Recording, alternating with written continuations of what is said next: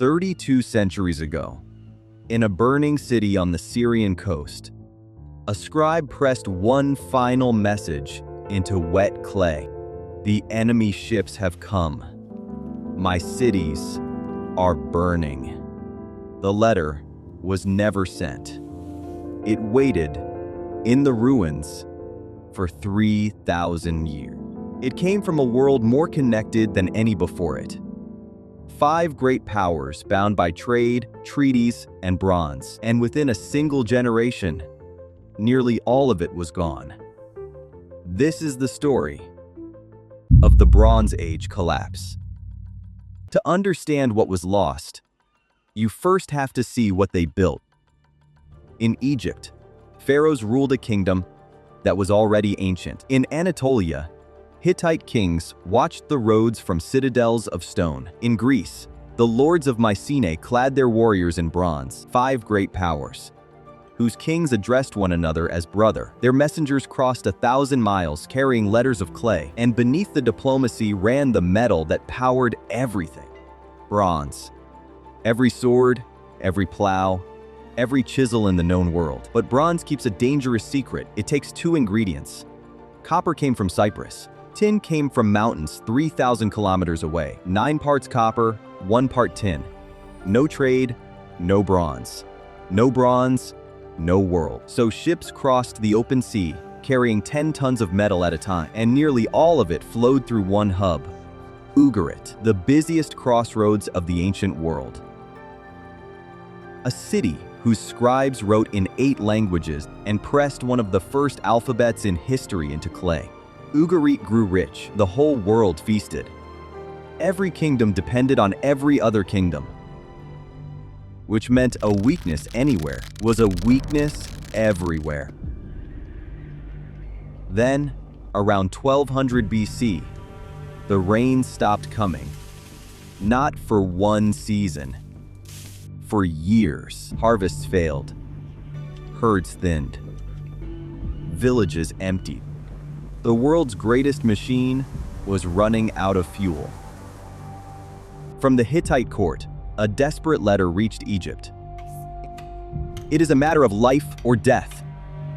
Grain ships sailed north, the ancient world's first relief convoys, but hunger has a politics of its own. Prices rose, patience broke. And then, the ground itself began to move. Archaeologists call it an earthquake storm, decades of quakes rolling across the region. And where the land fails its people, the people move. Roads once safe for the tin caravans went quiet. The web was fraying, thread by thread, and the worst was still at sea. They appeared first as sails on the horizon, then as fire in the night. Egypt carved their portrait in stone, warriors in feathered crowns. But look closer at the carvings. Ox carts, women, children. These weren't just raiders. They were refugees of a collapsing world, with nowhere left to go. Nobody knows exactly where they began. Cyprus burned, and with it, the world's copper. No copper meant no bronze. No bronze meant no repairs, no weapons, no tool. From Cyprus, a last warning sailed east. Ships have been seen at sea. Be ready. Only Egypt had the strength to stand. At the mouth of the Nile, Ramesses III met them with everything he had. The old world was fighting for its life. Egypt won, and Egypt was never the same again. The empire survived and began, slowly, to fade.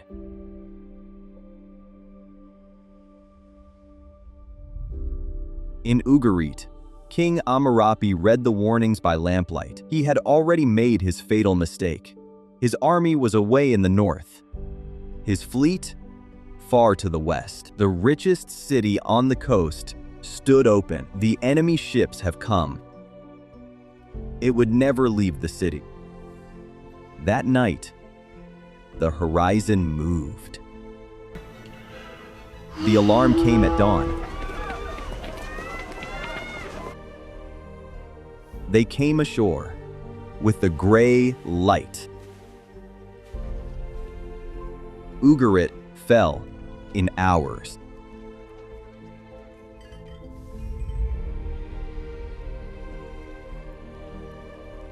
And here is history's strangest mercy. The fire that destroyed the city baked its clay letters hard as stone and preserved every word. By the next dawn, it was over.